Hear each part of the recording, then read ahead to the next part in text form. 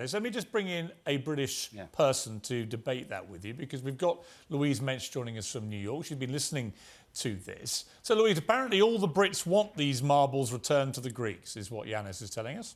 Not all the way, not all the Brits, 58% of them, according to the last YouGov poll. OK, so there may be a slight majority of Brits in a poll say they want them returned. Should we not just give them back to the Greeks, given how much it means to them?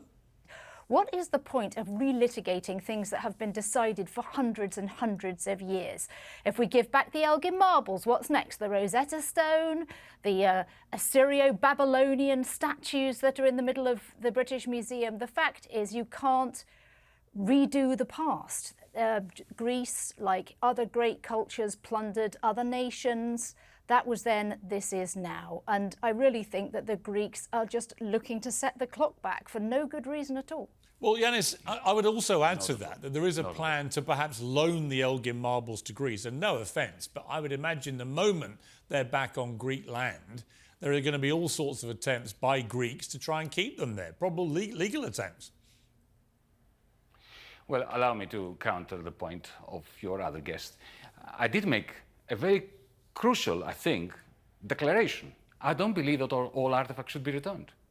But if you had, imagine you had a brilliant statue, doesn't matter whether it's Greek, British, whatever, and it was cut in half for some reason, doesn't matter why, and one piece of it was here and the other one piece was there. There would be an argument for reunifying it.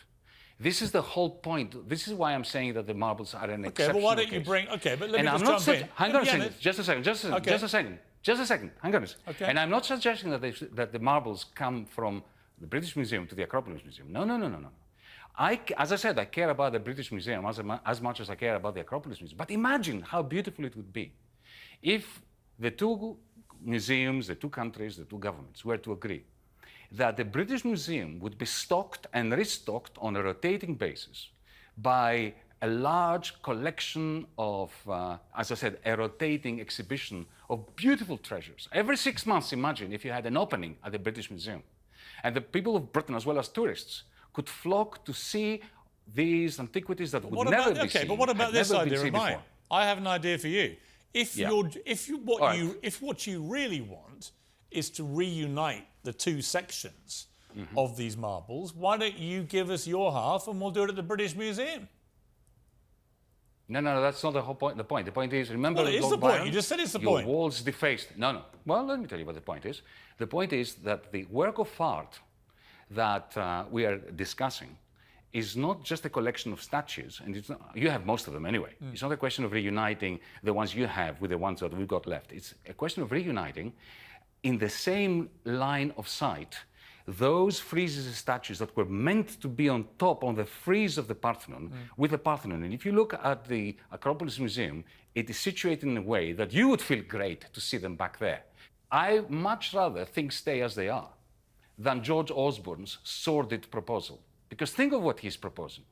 He's proposing to keep half or 2/3 of the collection which is now in the British Museum as hostages in the British Museum, collateral, send the other remaining stuff to the Acropolis Museum and get Greek artifacts.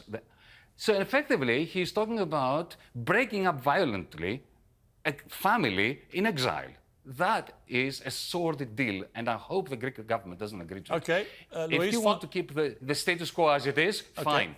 It's better than what Osborne is proposing. I actually agree with that. On that point, I agree. It would be the interest of the British Museum and of the great British public to have this kind of collaboration, cooperation with one fantastic exhibition every 6 months at the British Museum, while the Parthenon marbles are reunited. Louise, your response to that? Piers, you beat me to it. You beat me to it when you suggested that we should reunite the Elgin Marbles by having the Greek government lend us the ones that they retain so that we can put the frieze together. How about this? As a compromise proposal, let's have the Greek government send their volume of the Elgin Marbles over to Britain as a sign of goodwill and trust. We'll reunite all of the frieze of the marbles in the British Museum, and after 6 months of exhibition at the British Museum, the entire thing can move over to Greece. I think if there is mutual trust established between these two authorities, there's nothing that we can't do together. But the Greeks are going to have to get over the idea that Britain is going to give up one of its proudest cultural treasures, which was lawfully obtained and was obtained in the past, and we're not going to relitigate the past now just because Greece is salty.